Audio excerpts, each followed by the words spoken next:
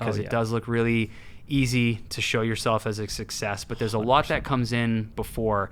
So, like, let's get into that. What are some of those things that you really take now that were learning blocks? I mean, that was a great example you gave. Is like Monty was 10 years of like practice to get you to the point you're at now. Yeah. And who knows what will happen in 5-10 years. For sure, 100%. You produce a lot of bands, For which sure. Dude, props. Like, you're hustling. Sick. And Thanks, dude. what you're doing is incredible. The bands you've worked with, like, what are some of the trials and tribulations that you've seen that you call on those moments of like, okay, like 20-year-old me or even 25, 30-year-old me? Yeah. I'm glad that happened, because now I'm able to like look at this with a different set of eyes. Yeah, I think it's interesting. Like, I think just the whole Monty thing in general was,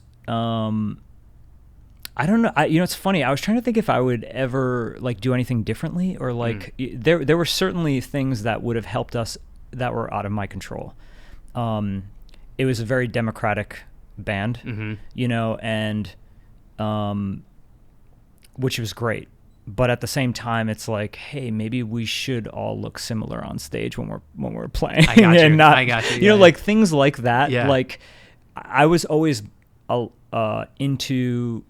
I think presenting a certain way, right. especially when we got signed and after that, because like, I'm not sure everyone understood, maybe they did, but like a lot of it has to do with inspiring the people in the building to go, hey, you're spending money on us. Like, we're going to make sure we're going to like present ourselves a certain way to you and everyone else. Right. And we didn't always, pay attention to that stuff. I'm like, since those times, I've been hyper focused on it. And in fact, I can remember specifically, dude, moving to Los Angeles, and not that this probably, I don't think it's about like looking a certain way and like faking it till you make it. But I do think like there's something about presenting yourself and the psychological benefit to yourself. Yeah. Giving you confidence. For sure. Like feeling good about the way you look or the way you're presenting yourself to somebody is really helpful. I think in so many ways that we don't see. Right. And so I remember being in LA, and Matt Squire was at the studio that Monty or I had did their last record at. And he had a close friend that I became very close friends with. And they both were like, come down to the studio. So I remember being like, oh man, I should, and they were with a bunch of musicians and writers. And I was like, I should probably look good. My wife was like, who cares? Dude, just go. It's Squire. Like, it's fine. I'm like, no, I should probably just like dress a certain, do the thing. Feel good. I went down there, dude. And sure enough, Tomo, who was the guitarist of 30 Seconds to Mars at the time, walked in at the end. And he was like, oh, who's that dude? And I got introduced to him, and he's like, and the next day I got a call. They said, do you want to come rehearse and play bass for 30 seconds?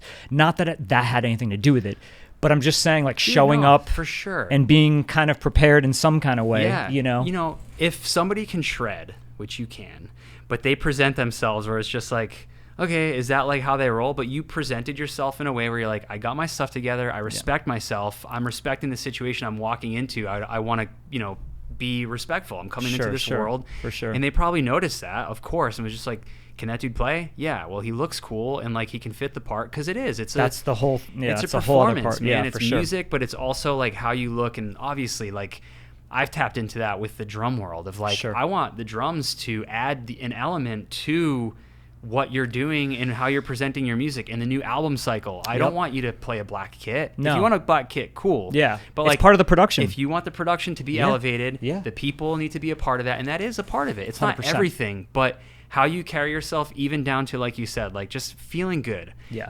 And it's not easy to do, because it's fun to just like lounge around. But like, if you present yourself with that, again, magnetic confidence, like that will carry you for sure. 100%. I remember, dude, this is so stupid, but I remember my wife when we were dating. If I took a shower at night, I would put deodorant on, and sometimes I would spray cologne on myself. You're like, and she goes, what are you doing? Like, why do you need to do that? Like, are you going out later? I'm like, no, I'm just going to bed. She's like, why? I was like, I want to feel a certain way. Dude, man, like, it's energy. I want to. Dude, I had a kind of similar situation.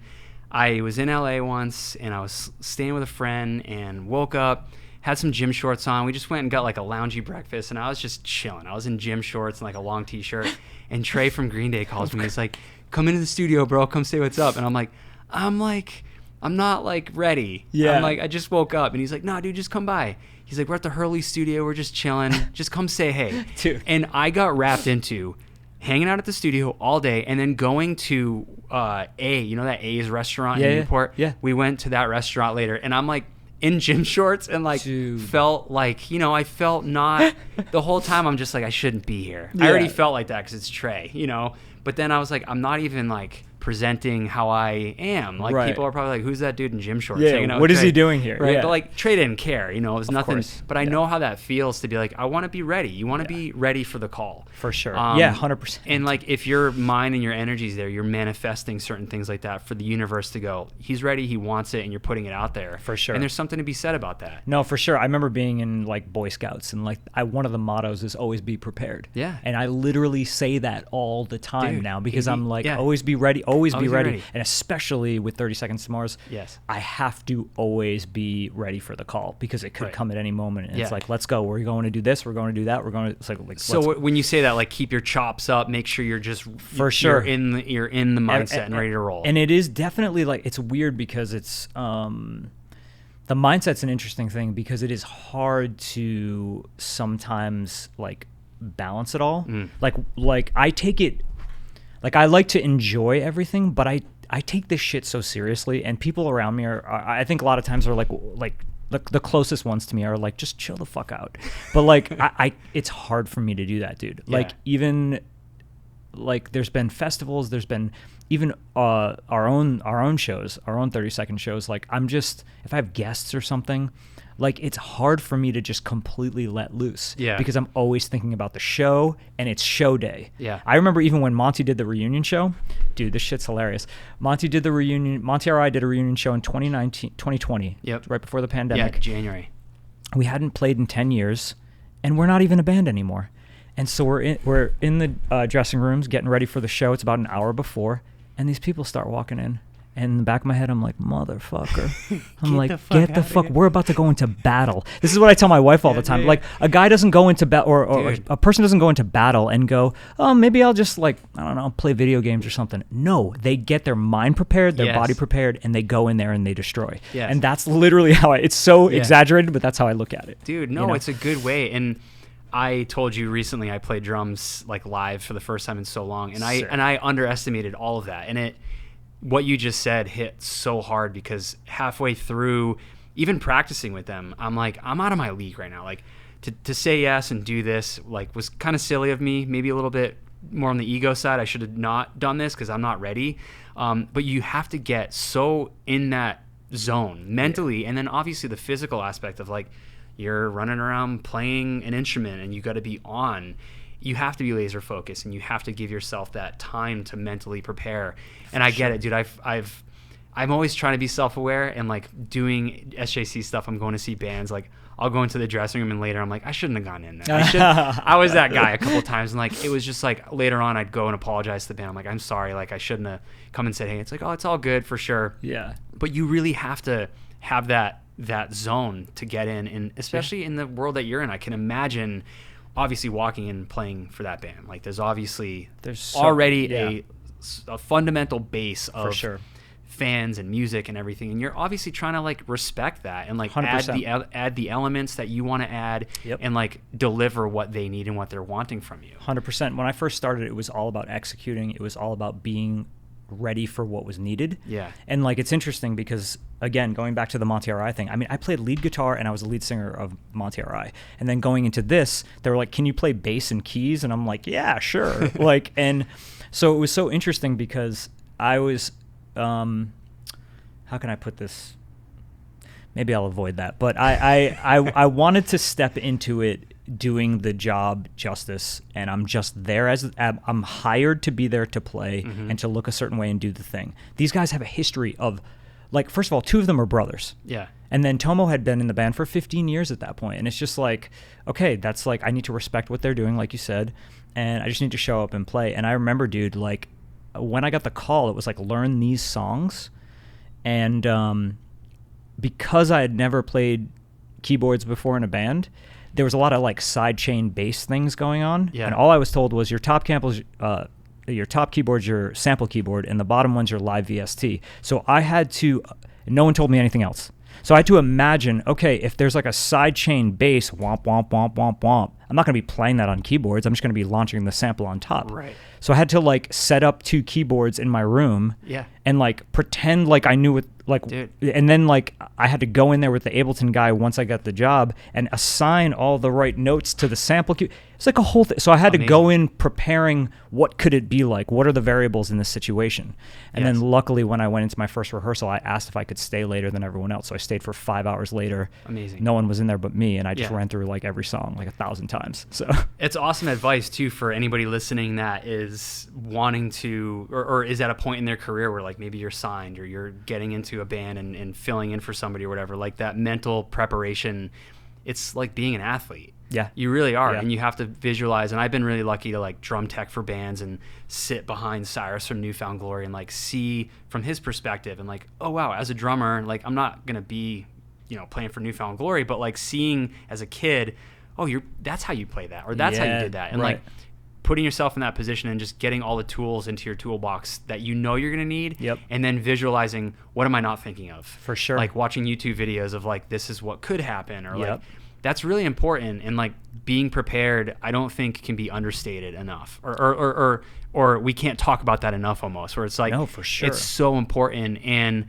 music, it's a business, right? Yep. But like the creativity and the fun aspect of it can definitely, I think, outweigh the like, this isn't just a party, you know, and like being prepared and always on and always ready. Cause you never know, you might get an offer to play a show next week and it's like, they say yes, you got to go. Yeah, for sure. You know, for sure. It's crazy too. Cause, going back to what you were saying about just like visualizing and being prepared. Like I remember even, well, first of all, the best Monty RI show I think we ever did, especially it was the one at home, and we just rehearsed so much, and we rehearsed every little detail like over and over and over again, and with even lighting and everything, we just rehearsed so much, and the show was great, and I loved it, and I think with Mars, like before talking about preparation and just working towards something, I remember just even when my wife was out of the apartment.